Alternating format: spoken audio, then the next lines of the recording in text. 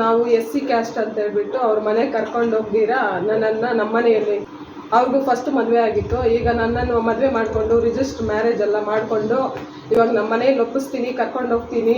ಇವತ್ತಿಲ್ಲ ನಾಳೆ ಆದರೂ ನಮ್ಮಮ್ಮನ ಎಲ್ಲನೂ ಒಪ್ಪಿಸ್ತೀನಿ, ಕರ್ಕೊಂಡು ಹೋಗ್ತೀನಿ ಮನೆಗೆ ಅಂತ ಹೇಳ್ಬಿಟ್ಟು ನಂಬಿಸಿ ಮೋಸ ಮಾಡಿಬಿಟ್ಟು ನಾನು ನಮ್ಮ ಮನೆಯಲ್ಲಿ ಇಟ್ಬಿಟ್ಟು ಪ್ರೆಗ್ನೆಂಟ್ ಮಾಡಿಬಿಟ್ಟು ಬಿಟ್ಬಿಟ್ಟು ಮತ್ತು ಇವನು ಈ ಥರ ಪ್ರೆಗ್ನೆಂಟ್ ಮಾಡಿದ್ದೀಯಾ ಅಂತ ಹೇಳ್ಬಿಟ್ಟು ನಾನು ಹೋಗಿ ಕೇಳಿದ್ದಕ್ಕೆ ಆ ಪ್ರೆಗ್ನೆಂಟ್ ನನಗೆ ಆಗಿದೆ ಅಂತ ಏನು ಪ್ರೂಫ್ ಇದೆ ಅಂತ ಹೇಳ್ತಾರೆ ಸರ್. ಮತ್ತು ನಾನು ಮನೆಗೆ ಬಂದ ಮೇಲೆ ಮತ್ತೆ ಅದನ್ನು ಅಡ್ವಾಂಟೇಜ್ ಆಗಿ ತಗೊಂಡು ಅದನ್ನು ನಾನು ಬಿಟ್ಬಿಟ್ಟು ಮತ್ತೆ ಇನ್ನೊಂದು ಮದುವೆ ಆಗ್ತಾರೆ. ಅದೇ ಅವ್ರ ಕ್ಯಾಸ್ಟಲ್ಲೇ ಹೋಗ್ಬಿಟ್ಟು ಇನ್ನೊಂದು ಮದುವೆ ಆಗಿಬಿಟ್ಟು ಬರ್ತಾರೆ. ಮತ್ತು ನಂಬರೆಲ್ಲ ಚೇಂಜ್ ಮಾಡ್ತಾರೆ, ಅವ್ರ ಫೋನ್ ನಂಬರೆಲ್ಲ ಚೇಂಜ್ ಮಾಡಿಬಿಡ್ತಾರೆ. ನಂಬರೆಲ್ಲ ಚೇಂಜ್ ಮಾಡಿಬಿಟ್ಟು ಒಂದು 3 ವರ್ಷ ನನಗೆ ಕಾಂಟ್ಯಾಕ್ಟ್ ಇಲ್ದಿರ ಆಗ್ತಾರೆ. ಮತ್ತೆ ಕಾಂಟ್ಯಾಕ್ಟಿಗೆ ಬಂದು ಮತ್ತೆ ಅವರೇ ಬಂದು ನಾನು ನಿನ್ನನ್ನು ನೋಡ್ಕೊತೀನಿ, ರಿಜಿಸ್ಟರ್ ಮ್ಯಾರೇಜ್ ಮಾಡ್ಕೊಂಡಿದ್ದೀನಲ್ವಾ, ನಾನು ನಿನ್ನೆ ಚೆನ್ನಾಗಿ ನೋಡ್ಕೊತೀನಿ, ಹಂಗೆ ಮಾಯಿ ಮಾತುಗಳು ಹೇಳಿ ನಂಬಿಸಿ ಮತ್ತು ಸುಮಾರು ಅಂದರೆ ಒಂದು 5 ವರ್ಷ ಲಾಡ್ಜ್ ಕಡೆ ಸಂಸಾರ ಮಾಡಿರ್ತಾರೆ. 5 ವರ್ಷ ಸುಮಾರು ಅಂದರೆ 5 ವರ್ಷಗಳಿಗೆ ಮುಳಬಾಗ್ಲು, ಕೋಲಾರ, ಪಲಮನೇರು, ಚಿತ್ತೂರು, ಹೊಸಕೋಟೆ ಇಂಥ ಲಾಡ್ಜ್ಗಳಿಗೆಲ್ಲ ಕರ್ಕೊಂಡೋಗಿ ಬರ್ತಾನೆ. ಮತ್ತು ಇಲ್ಲಿ ಶಿಡ್ಲಘಟ್ಟದಲ್ಲಿ ಸುಮಾರು ಅಂದರೆ 4 ವರ್ಷದಿಂದ ಮನೆಗೆ ಮಾಡಿ ಇಕ್ಕಿ ಇವಾಗ ಶಿಡ್ಲಘಟ್ಟಕ್ಕೆ ಬಂದ ಮೇಲೆ ಒಂದು 3 ಅಬಾರ್ಷನ್ ಮಾಡಿಸಿ ಇವಾಗ ಮದುವೆ ನಿನಗೂ ನನಗೂ ಮದುವೆನೇ ಆಗಿಲ್ಲ, ಪ್ರೂಫ್ ಏನಿದೆ, ನಿನಗೂ ನನಗೂ ಸಂಬಂಧ ಇಲ್ಲ, ನಾನು ಮದುವೆ ಆಗಿರೋನು ಅಲ್ಲ, ನೀನು ಪ್ರೆಗ್ನೆಂಟ್ ಮಾಡಿರೋನು ಅಲ್ಲ, ನನಗೂ ನಿನಗೂ ಸಂಬಂಧನೇ ಇಲ್ಲ ಅಂತ ಹೇಳ್ತಾ ಇದ್ದಾರೆ ಸರ್ ಅವರು. ಅವ್ರೂರು ಬಂದು ನಂಗ್ಲಿ ಹತ್ರ ಬಾಚಮಾಕನಹಳ್ಳಿ ಸರ್. ಅವರಮ್ಮ ಹೆಸರು ಲಕ್ಷ್ಮಮ್ಮ, ಅವರಪ್ಪ ಹೆಸರು ಚಂದ್ರಾರೆಡ್ಡಿ, ಇವ್ರ ಹೆಸರು ಬಂದು ಸುಬ್ರಹ್ಮಣ್ಯ ರೆಡ್ಡಿ ಅಂತ ಹೇಳ್ಬಿಟ್ಟು. ಮತ್ತು ಇವರು ಬ್ಯಾಂಕಲ್ಲಿ ವೆರಿಫಿಕೇಶನ್ ಮಾಡ್ತಾರೆ ಸರ್. ಬ್ಯಾಂಕಲ್ಲಿ ಫೀಲ್ಡ್ ಆಫೀಸರ್ ಆಗಿ ವರ್ಕ್ ಮಾಡ್ತಾರೆ ಸರ್. ಎಲ್ಲ ಬ್ಯಾಂಕಲ್ಲಿ ಶಿಡ್ಲಘಟ್ಟದಲ್ಲೇ ಮಾಡ್ತಾರೆ ಸರ್ ಇವಾಗ. ಎಲ್ಲ ಬ್ಯಾಂಕಲ್ಲೂ ಇರ್ತಾರೆ? ಹೌದು ಸರ್, ಎಲ್ಲ ಬ್ಯಾಂಕಲ್ಲೂ ಮಾಡ್ತಾರೆ ಸರ್. ಅದೇ ತರ ಅವ್ರೂರಲ್ಲೇ ಕಳಾವತಿ ಅನ್ನೋ ಆಯಮ್ಮನ್ ಸವಾಸ ಮಾಡ್ತಾರೆ. ಆಯಮ್ಮನ್ನ ಸ್ವಲ್ಪ ದಿವಸ ಯೂಸ್ ಮಾಡ್ಕೊತಾರೆ. ಆಯಮ್ಮನಿಗೆ ಸೂಳೆ ಪಟ್ಟ ಕಟ್ಬಿಟ್ಟು ಆಯಮ್ಮನ್ ಬಿಟ್ಬಿಡ್ತಾರೆ. ಅದೇ ರೀತಿಯಾಗಿ ಪೆದ್ದೂರಲ್ಲಿ ಬಾಯಮ್ಮನ್ ರೆಡ್ಡಮ್ಮ ಅಂತ ಹೇಳ್ಬಿಟ್ಟು ಆಯಮ್ಮನ್ ಸವಾಸ ಮಾಡ್ತಾನೆ. ಆಯಮ್ಮನ್ ದಿವಸ ಕೋಲಾರಲ್ಲಿ 1 ವರ್ಷ ಆಯಮ್ಮನ್ ಮನೆ ಮಾಡಿರ್ತಾನೆ. ಮತ್ತು ಆಯಮ್ಮನ್ ಸೂಳೆ ಪಟ್ಟ ಕಟ್ಬಿಟ್ಟು ಆಯಮ್ಮನ್ ಬಿಟ್ಬಿಡ್ತಾರೆ. ಮತ್ತು ಮುಳುಬಾಗ್ಲಲ್ಲಿ ಅನು ಅಂತಿದ್ದಾರೆ, ಆ ಹುಡುಗಿನ ಸವಾಸ ಮಾಡ್ಕೊಂಡಿರ್ತಾನೆ. ಆ ಹುಡುಗಿಗೆ ಸೂಳೆ ಪಟ್ಟ ಕಟ್ಬಿಟ್ಟು ಬಿಟ್ಬಿಡ್ತಾನೆ. ಮತ್ತು ತಾತಗಲ್ಲ ಹುಡುಗಿನ ಇದು ಮಾಡ್ಕೊತಾನೆ, ಆ ಹುಡುಗಿನ ಬಿಟ್ಬಿಡ್ತಾನೆ. ಮತ್ತು ಇವಾಗ ನನ್ನನ್ನು ಅದೇ ಥರ ಆಗಿ ಬಿಟ್ಬಿಡೋಣ ಅಂತ ಹೇಳ್ಬಿಟ್ಟು ಪ್ಲ್ಯಾನ್ ಮಾಡಿ ಇವಾಗ 1 ವಾರದಿಂದ ಅವನ ಹೆಂಡತಿ ಹತ್ರ ಹೋಗಿ ಸೇರ್ಕೊಂಡಿದ್ದಾನೆ ಸರ್. ನಿನಗೂ ನನಗೂ ಸಂಬಂಧ ಇಲ್ಲ, ನಾನು ಬರಲ್ಲ, ಏನಾದರೂ ಮಾಡ್ಕೊಂಡು ಸಾಯಿ ಅಂತ ಹೇಳ್ತಾ ಇದ್ದಾನೆ ಸರ್ ಇವಾಗ. ಈಗ ಅದೇ ರೀತಿಯಾಗಿ ಒಂದು 15 ದಿವಸ ಆಗೋಕ್ಕೆ ಮುಂಚೆ ನಾನು ಇಲ್ಲಿ ಶಿಡ್ಲಘಟ್ಟದಲ್ಲಿ ಪೊಲೀಸ್ ಸ್ಟೇಷನಲ್ಲಿ ಕಂಪ್ಲೇಂಟ್ ಕೊಟ್ಟಿದ್ದೆ. ಸರಿ, ನನ್ನ ಹೆಂಡತಿ ನಾನು ಸರಿಯಾಗಿ ನೋಡ್ಕೊತೀನಿ, ನನ್ನ ಯಾವುದೇ ರಿಮಾರ್ಕ್ ಬರಲ್ಲ ಅಂತ ಹೇಳ್ಬಿಟ್ಟು ಸಾರ್ ಅವ್ರಿಗೆ ಹೇಳ್ಬಿಟ್ಟು ವಿಡಿಯೋ ಎಲ್ಲ ಮಾಡ್ಕೊಂಡಿದ್ದಾರೆ ಪೊಲೀಸ್ ಸ್ಟೇಷನಲ್ಲಿ.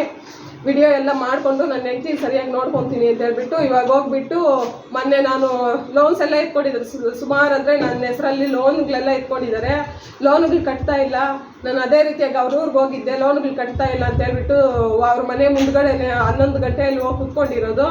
1 ಗಂಟೆವರೆಗೂ ವೆಯ್ಟ್ ಮಾಡಿದ್ದೀನಿ. ಅವರಪ್ಪ ಅವರಮ್ಮ ಅವ್ರ 3ನೇ ಹೆಂಡತಿ ಬಂದು ಚೆನ್ನಾಗಿ ಹೊಡಿತಾ ಇದ್ದಾರೆ ಸರ್. ನನ್ನ ಹೊಡೆಯಕ್ಕೆ ಬರ್ತಾರೆ, ಹೊಡೆದು ಕಳಿಸ್ತಾರೆ ಸರ್. ಇಲ್ಲಿಂದ ಇರಬೇಡ, ನೀನು ಹೋಗು ಅಂತ ಹೇಳ್ಬಿಟ್ಟು ಕಳಿಸ್ತಾರೆ ಸರ್. ಈಗ ಲೋನ್ 4 ಲಕ್ಷವರೆಗೂ ಇದೆ ಸರ್. ಈಗ ಅದನ್ನೆಲ್ಲ ಅವ್ರು ಕಟ್ತಾ ಇಲ್ಲ, ನೀವೇ ಇವಾಗ ಲೋನ್ ಅವರೇ ಕಟ್ಟಿ ಮನೆ ಮಾಡಿ ಇಕ್ಕಿದ್ರು ಸರ್. ಇವಾಗ ಕಟ್ತಾ ಇಲ್ಲ ಸರ್. 1 ತಿಂಗಳಿಂದ 3 ತಿಂಗಳಿಂದ ಸರಿಯಾಗಿ ಕಟ್ತಾ ಇಲ್ಲ ಸರ್. ಅಲ್ಲೇನಾದ್ರೂ ಮುಚ್ಚಳಿಕೆ ಏನಾದರೂ ಬರ್ಸಿದ್ದೀರಾ? ಹೌದು ಸರ್, ಬರ್ಸಿದ್ದೀವಿ ಸರ್. ನಂಗ್ಲಿಯಲ್ಲಿ ಪೊಲೀಸ್ ಸ್ಟೇಷನಲ್ಲಿ ಕಂಪ್ಲೇಂಟ್ ಕೊಟ್ಟಿದ್ದೀವಿ ಸರ್. ಅಲ್ಲೂ ಕೊಟ್ಟಿಸಿದ್ದಾರೆ ಸರ್. ಅವ್ರ ಹೆಂಡತಿ ಮೇಲೆ 3 ಸಲ ಕಂಪ್ಲೇಂಟ್ ಕೊಟ್ಟಿದ್ದೀನಿ ಸರ್. ನನಗೆ ಈ ಥರ ಕಿರುಕುಳ ಕೊಡ್ತಾ ಇದ್ದಾರೆ. ಹುಡುಗರಿಗೆಲ್ಲ ನಂಬರ್ ಕೊಟ್ಬಿಟ್ಟು, ಬೇರೆ ಹುಡುಗರಿಗೆಲ್ಲ ವೆಸ್ಟ್ರನ್ ಹುಡುಗರಿಗೆಲ್ಲ ನಂಬರ್ ಕೊಟ್ಬಿಟ್ಟು 2,000ಗೆ ಹೋಗ್ತಾಳೆ, 3,000ಗೆ ಹೋಗ್ತಾಳೆ ಅಂತ ಹೇಳ್ಬಿಟ್ಟು ಅಪಪ್ರಚಾರ ಮಾಡಿ ನನ್ನ ಮೇಲೆ, ಹುಡುಗರೆಲ್ಲ ಫೋನ್ಗಳು ಮಾಡಿ ನನ್ನ ಮೇಲೆ ಮಾನಸಿಕವಾಗಿ ಹಿಂಸೆ ಮಾಡ್ತಾ ಇದ್ದಾರೆ ಅಂತ ಹೇಳ್ಬಿಟ್ಟು ನಂಗ್ಲಿ ಪೊಲೀಸ್ ಸ್ಟೇಷನ್ನಲ್ಲಿ ಹೋಗಿ 3 ಸಲ ಕಂಪ್ಲೇಂಟ್ ಕೊಟ್ಟಿದ್ದೀನಿ ಸರ್ ಅವರ ಹೆಂಡತಿ ಮೇಲೆ. ಮತ್ತು ಇವರು ನನ್ನನ್ನು ಸರಿಯಾಗಿ ನೋಡ್ಕೊತಾ ಇಲ್ಲ ಅಂತ ಹೇಳ್ಬಿಟ್ಟು ಅಯ್ಯಪ್ಪನ ಮೇಲೆ 2 ಸಲ ಕಂಪ್ಲೇಂಟ್ ಕೊಟ್ಟಿದ್ದೀನಿ ಸರ್. ಯಾವುದೇ ರೀತಿಯಾಗಿ ನನಗೆ ನ್ಯಾಯ ಸಿಕ್ಕಿಲ್ಲ ಸರ್. ಮತ್ತು ಮುಳಬಾಗ್ಲಲ್ಲಿ ಕೊಟ್ಟಿದ್ದೀನಿ, ಮತ್ತು ಕೋಲಾರಲ್ಲಿ SB ಆಫೀಸಲ್ಲೂ ಕೊಟ್ಟಿದ್ದೀನಿ. ಯಾವುದೇ ಥರ ರೀತಿಯಾಗಿ ನನಗೆ ಕಾನೂನು ಕ್ರಮ ಇಸ್ಕೊಂಡು ನನ್ನ ನ್ಯಾಯ ಕೊಡಿಸಿಲ್ಲ ಸರ್. ಇವಾಗ ಹೆಂಡತಿನ ಸರಿಯಾಗಿ ನೋಡ್ಕೊಂತೀನಿ ಅಂತ ಮುಚ್ಚಟಿಗೆ ಬರೆದು ಬಿಡ್ತಾರೆ, ಕೊಡ್ತಾರೆ, ಮತ್ತೆ ಕರ್ಕೊಂಡು ಬರ್ತಾರೆ, ಒಂದು ನೈಟ್ ಇರ್ತಾರೆ, ಬೆಳಿಗ್ಗೆ ಹೊರಟೋಗ್ತಾರೆ ಸರ್. ಈಗ ಮದುವೆ ನೀವು ಎಲ್ಲ ಆಗಿದ್ದು? ನಾವು ಮುಳಬಾಗ್ಲ ಹತ್ರ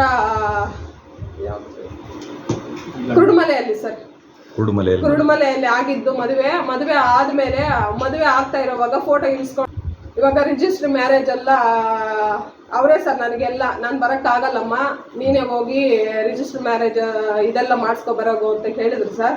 ಇಲ್ಲ ನಾನು ಹೋಗಲ್ಲ ಅಂದಿದ್ದಕ್ಕೆ ಮತ್ತೆ ಇವರೇ ಬಂದು ಒಂದು ದಿವಸ ಹೋಗಿ ನಾವು ಅಲ್ಲಿ ಹೋಗಿ ರಿಜಿಸ್ಟರ್ ಮ್ಯಾರೇಜ್ ಸರ್ಟಿಫಿಕೇಟ್ ಎಲ್ಲ ಮಾಡಿಸ್ಕೊಂಡು ಬಂದಿದ್ದೀವಿ ಸರ್.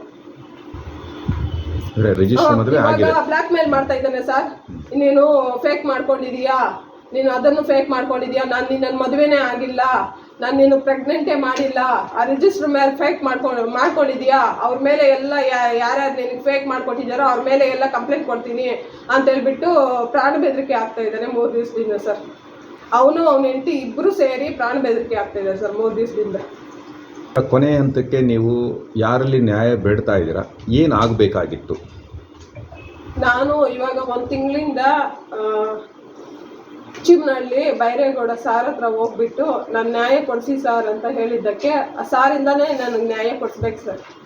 ಬೇರೆ ಇನ್ಯಾರಿಂದನೂ ನಾನು ನ್ಯಾಯ ಕೊಡ್ಸೋಕ್ಕೆ ಸಾಧ್ಯ ಆಗ್ತಾ ಇಲ್ಲ, ಸಾರಿಂದಾನೇ ನ್ಯಾಯ ಕೊಡಿಸೋ ಇದೆ ಅಂತ ಹೇಳ್ಬಿಟ್ಟು ಅವ್ರ ಹತ್ರ ಬಂದಿದ್ದೀನಿ ಸರ್. ಈಗಾಗಲೇ ಅವನಿಗೆ ಮದುವೆ ಆಗಿದೆ, ಮತ್ತೆ 2-3 ಅಫೇರ್ಗಳವೆ ಅಂತೀರಾ, ಮತ್ತೆ ಈಗ ಆತನ ಹತ್ರ ಹೋಗಿ ಆತ ನಿಮಗೆ ಸಾಕ್ತಾನೆ, ಇಲ್ಲ ನಿಮಗೆ ಒಂದು ವ್ಯವಸ್ಥೆ ಮಾಡ್ಕೊಡ್ತಾನೆ ಅನ್ನೋ ನಂಬಿಕೆ ನಿಮ್ಗಿದೆಯಾ? ಇದು ಇಲ್ಲ ಸರ್. ಮತ್ತೆ ಇನ್ನೇನು ನ್ಯಾಯ ಕೇಳ್ತಾ ಇದ್ದೀರಾ ನೀವು? ಇಲ್ಲ ಸರ್, ಅವನಿಗೆ ನನಗಾಗಿರೋ ಹೆಣ್ಮಕ್ಳಿಗೆ, ನಾವು ಎಷ್ಟೋ ಜನ ಹೆಣ್ಮಕ್ಳಿಗೆ ಈ ತರ ಮೋಸ ಮಾಡಿದ್ದಾನೆ. ಈ ತರ ಬೇರೆ ಇನ್ಯಾವ ಹೆಣ್ಮಕ್ಳಿಗೂ ಈ ತರ ಆಗ್ಬಾರ್ದು, ಅವನೇನಾದ್ರೂ ಮಾಡಿ ಶಿಕ್ಷೆ ಆಗ್ಬೇಕು ಸರ್ ಅವನಿಗೆ. ನನಗಾಗಿರೋ ಅನ್ಯಾಯ ಬೇರೆ ಹೆಣ್ಮಗುಗೆ ಯಾವ ಹೆಣ್ಮಗುಗೂ ಆಗ್ಬಾರ್ದು ಸರ್. ಪ್ರತಿಯೊಂದು ಅವನು ಒಂಥರ ಯೂಸ್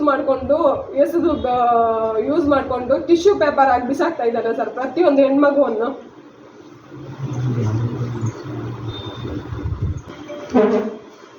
ನಮಸ್ಕಾರ, ನಾನು ಮಾನವ ಹಕ್ಕು ಕಮಿಟಿ ರಾಜ್ಯ ಸಂಸ್ಥಾಪಕ ಅಧ್ಯಕ್ಷ ಎಂ ಬೇರೇಗೌಡ ಮಾತಾಡ್ತಾ ಇದ್ದೀನಿ. ಏನಿದಿನ ಪತ್ರಿಕಾಗೋಷ್ಠಿ ಅಂತಂದರೆ ಉದ್ದೇಶ ಅಂತಂದರೆ ಏನು ಅರುಣ ಅನ್ನಂಥ ಒಬ್ಬ ಹೆಣ್ಣು ಮಕ್ಕಳು ಆ್ಯಕ್ಚುಲಿ ಮೂಲತಃ ಮುಳಬಾಗಿಲು ತಾಲೂಕಿನವರು. ಸುಮಾರು ಒಂದು 4-5 ವರ್ಷಗಳಿಂದಲೇ ನಮ್ಮ ಶಿಡ್ಲಘಟ್ಟ ತಾಲೂಕಿನಲ್ಲಿ ಒಂದು ಬಾಡಿಗೆ ಮನೆಯಲ್ಲಿ ವಾಸ ಮಾಡ್ಕೊಂಡು ಗಂಡ ಹೆಂಡತಿ ಸಹ ಶಿಡ್ಲಘಟ್ಟದಲ್ಲೇ ಇರ್ತಾರೆ. ಆ ವ್ಯಕ್ತಿ ಬಂದ್ಬಿಟ್ಟು ಖಾಸಗಿ ಏನು ಬ್ಯಾಂಕ್ಗಳೇನಿದಾವೋ ಪರ್ಸ್ನಲ್ ಲೋನ್ ಕೊಡೋಂಥ ಫೀಲ್ಡ್ ಆಫೀಸರಲ್ಲಾಗಿ ವರ್ಕ್ ಮಾಡ್ತಾ ಇರ್ತಾನೆ ಇಲ್ಲಿ. ಬಟ್ ಇವರಿಬ್ಬರಿಗೂ ಸಹ ಗಂಡ ಹೆಂಡತಿ ನಡುವೆ ಕೆಲವೊಂದು ಭಿನ್ನಾಭಿಪ್ರಾಯಗಳು ಶುರುವಾಗಿ ಅದು ಗೊಂದಲಗಳಾಗಿ ಬೇರೆ ರೀತಿಯಲ್ಲಿ ಏನು ತಿರ್ಕಾಣುತ್ತೆ. ಯಾವ ರೀತಿನಾಗ ಅಂತಂದರೆ ಈ ಹೆಣ್ಣು ಮಗುನ ಆಚಲಿ ಅವನು ಶಿಡ್ಲಘಟ್ಟ ತಾಲೂಕಿನಲ್ಲಿ ಏನು ಮನೆ ಮಾಡಿರ್ತಾನೆ, ಆ ತಾಲೂಕಲ್ಲಿ ಇರ್ತಕ್ಕಂಥ ಒಂದು ಮನೆಯಲ್ಲಿ ಮಾರಣಾಂತಿಕ ಹಲ್ಲೆ ಮಾಡ್ತಾನೆ. ಹೀಗಾಗಿ ಏನು ಹಾಸ್ಪಿಟಲ್ದು ರಿಪೋರ್ಟ್ಸ್ ಎಲ್ಲ MLC ಸಹ ಮಾಡಿರ್ತಾರೆ. ಅದಾದ ಮೇಲೆ ಈ ಹುಡುಗಿ ಏನು ಪ್ರೆಗ್ನೆಂಟ್ ಆಗಿರೋದ್ರಿಂದ ಅಬಾರ್ಷನ್ ಮಾಡಿಸಿರ್ತಕ್ಕಂಥ ಕೆಲವು ಟ್ಯಾಬ್ಲೆಟ್ಸ್ ಎಲ್ಲ ಇರ್ತವೆ. ಬಟ್ ಈ ಹುಡುಗಿ ಭ್ರೂಣ ಹತ್ಯೆ ಮಾಡೋದಕ್ಕೋಸ್ಕರವಾಗಿ ಏನು ಒಪ್ಪಿಗೆ ಇಲ್ಲದಿರೋ ಭ್ರೂಣ ಹತ್ಯೆ ಮಾಡಿಸೋದಕ್ಕೋಸ್ಕರವಾಗಿ ಎಲ್ಲ ಕಡೆನೂ ಸುತ್ತಾಡ್ತಾಳೆ, ನಮ್ಗೆ ನ್ಯಾಯ ಸಿಗುತ್ತೆ ಅಂತ. ಆದರೂ ಸಹ ನ್ಯಾಯ ಸಿಗೋಂಥ ದಾರಿ ಹೆಣ್ಮಗು ಕಂಡಿಲ್ಲ. ಹಂಗಾಗಿ ಮಾನವ ಹಕ್ಕುಗಳ ಕಮಿಟಿ ಏನು ಸಾಮಾಜಿಕ ಜಾಲತಾಣದಲ್ಲಿ ಗುರುತಿಸ್ಕೊಂಡು ನೋಡಿ ಇದು ಭ್ರೂಣ ಹತ್ಯೆ ಮಾಡೋಂಥ ಟ್ಯಾಬ್ಲೆಟ್ಸ್ ಅಂತೆ, ಇದನ್ನೇ ಸಹ ಕೊಟ್ಟು ಇಂಜೆಕ್ಷನ್ ಕೊಟ್ಟು ಭ್ರೂಣ ಹತ್ಯೆ ಅವನೇ ಮಾಡಿಸಿರ್ತಕ್ಕಂಥದ್ದು ಇದೆಲ್ಲ. ಇದನ್ನು ಸಾಮಾಜಿಕ ಜಾಲತಾಣದಲ್ಲಿ ನೋಡಾದ್ಮೇಲೆ ನಮಗೆ ಕಂಪ್ಲೇಂಟ್ ಬರುತ್ತೆ. ಕಂಪ್ಲೇಂಟ್ ಬಂದಾದಮೇಲೆ ನಾವೇ ನೇರವಾಗಿ ಪೊಲೀಸ್ ಸ್ಟೇಷನ್ಗೆ ಇನ್ಫಾರ್ಮೇಷನ್ ಕೊಟ್ಟು ಅವನ್ನ ಕರೆಸಿ ಒಂದು ಬುದ್ಧಿವಾದ ಹೇಳ್ರಿ ಅಂತ ಹೇಳಿರ್ತೀವಿ. ಅದೇ ರೀತಿಯಾಗ ಶಿಡ್ಲಘಟ್ಟ ಏನು ನಮ್ಮ ಟೌನ್ ಸ್ಟೇಷನವರು ಕರೆಸಿ ಸಹ ಅವನಿಗೆ ಸ್ವಲ್ಪ ಬುದ್ಧಿವಾದ ಹೇಳಿ ಕಳಿಸಿ, ಅಲ್ಲೂ ಸಹ ಅವನು ಇಲ್ಲ ನನ್ನ ಹೆಂಡತಿನ ನಾನು ಚೆನ್ನಾಗಿ ನೋಡ್ಕೊತೀನಿ, ನನ್ನ ನೆಂಚಿನ ನನಗೆ ಅದ್ರ ಬಗ್ಗೆ ಈ ಥರ ನೆಕ್ಸ್ಟ್ ಟೈಮ್ ನಾನೇನು ತೊಂದರೆ ಕೊಡಲ್ಲ ಅನ್ನೋಂಥ ಒಂದು ವಿಚಾರವಾಗಿ ಅಲ್ಲಿ ಸ್ಟೇಷನಲ್ಲಿ ಮಾತ್ರ ಭಾರಿ ಜಾಣತನದಿಂದ ಅವನು ಇದು ಮಾಡ್ತಾ ಇದ್ದಾನೆ. ಅಲ್ಲೂ ಸಹ ಒಂದು ಮುಚ್ಚಳಿಕೆ ಥರ ಬರೆಸ್ಕೊಂಡು ಅವತ್ತು ಮರುಸನೇ ದಿವಸನೇ ಮತ್ತೆ ಈ ಹುಡುಗಿನ ಕೈ ಕೊಟ್ಟು ಮತ್ತೆ ಊರಿಗೆ ಹೊರಟೋಗ್ತಾನೆ. ಊರಿಗೆ ಹೋದಾಗ ಈ ಹೆಣ್ಣು ಮಗು ಹೆಸರಲ್ಲಿ ಸುಮಾರು ಈಗಾಗಲೇ 10 ಲಕ್ಷದ ತನಕ ಲೋನ್ಗಳನ್ನು ಎತ್ತಿರ್ತಾನೆ. ಅವನು ಶೋಕಿಗೋಸ್ಕರಾಗಿ ಈ ಹೆಣ್ಣು ಮಗು ಹೆಸರಲ್ಲಿ ಲೋನ್ ತೆಗೆಯೋದು, ಅವನು ಶೋಕಿ ಮಾಡೋದು, ಅಲ್ಲಿ ಇಲ್ಲಂತ ಶೋಕಿ ಮಾಡೋದು. ಒಳ್ಳೆ ಬುಲೆಟ್ ಸಹ ಅವನಿಗೆ ವೆಹಿಕಲ್ ಸಹ ಕೊಡಿಸಿದ್ದಾಳೆ ಈ ಹುಡುಗಿ ಹೆಸರಲ್ಲೇ. ಆಮೇಲೆ ಒಳ್ಳೊಳ್ಳೆ ಫೋನ್ಗಳು, ಐಷಾರಾಮಿ ಫೋನ್ಗಳು ಕೊಡಿಸೋದು. ಅವನದೊಂದು ಐಷಾರಾಮಿ ಜೀವನ ಥರ, ಏನು ಅಲ್ಲಿ ಇಲ್ಲಿ ಬೇರೆ ಬೇರೆ ಕಡೆಲ್ಲ ಸುತ್ತಾಡೋದು, ಶೋಕಿ ಮಾಡೋಂಥ ವಿಚಾರವಾಗಿ ಈ ಹೆಣ್ಮಗು ಹೆಸರಲ್ಲಿ ಲೋನ್ಗೆ ಎತ್ಕೊಂಡು ಶೋಕಿ ಮಾಡ್ಕೊಂಡೇ ಇರ್ತಾನೆ. ಹಂಗಾಗಿ ಆ ಲೋನ್ಗಳು ಏನು ಈ ಹೆಣ್ಮಗು ಹೆಸರಲ್ಲಿ ಏನು ಎತ್ತಿದಾರೋ ಅವರು ನೇರವಾಗಿ ಈ ಹೆಣ್ಮಗು ಫೋನ್ ಮಾಡ್ತಾರೆ, ಲೋನ್ ಕೊಟ್ರಿ ಅಂತ ಕಿರುಕುಳ. ಆ ಟೈಮಲ್ಲಿ ಇವನು ಲೋನ್ಗೆ ಕಟ್ದಿರೋ ಹೋಗೋದು. ಈ ಥರ ಪೊಲೀಸ್ ಸ್ಟೇಷನ್ ಕಡೆ ಏನಾದರೂ ಮುಖ ಮಾಡಿದಾಗ ಈ ಹೆಣ್ಮಗು ಆ ತಕ್ಷಣ ಬಂದು 1 ಲೋನು 2 ಲೋನ್ ಕಟ್ಟೋದು, ಮತ್ತೆ ತಿರ್ಗಾ ಅವನು ಇದೇ ಬುದ್ಧಿನೇ ತೋರಿಸ್ತಾ ಇರ್ತಾನೆ. ಹಂಗಾಗಿ ಆ ಹೆಣ್ಮಗು ಇವತ್ತು ದಿನದಲ್ಲಿ ಬೇಸತ್ತು ಇದೆ. ಈ ಹೆಣ್ಮಗು ಸ್ವಲ್ಪ ಮಾಹಿತಿ ಎಲ್ಲ ಕಲೆ ಹಾಕಿದ್ದಾಳೆ. ಈ ಹೆಣ್ಮಗು ಏನಪ್ಪ ಅಂದರೆ ಲೀಗಲಲ್ಲೇ ಅವನು ಸಬ್ ರಿಜಿಸ್ಟ್ರಾರ್ ಆಫೀಸಲ್ಲಿ ರಿಜಿಸ್ಟ್ರಿ ಮ್ಯಾರೇಜ್ ಆಗಿರ್ತಾನೆ, ಆ ಸರ್ಟಿಫಿಕೇಟ್ ಇರುತ್ತೆ. ಇದನ್ನೂ ಸಹ ಫೇಕು ಅಂತ ಅನ್ನೋದು.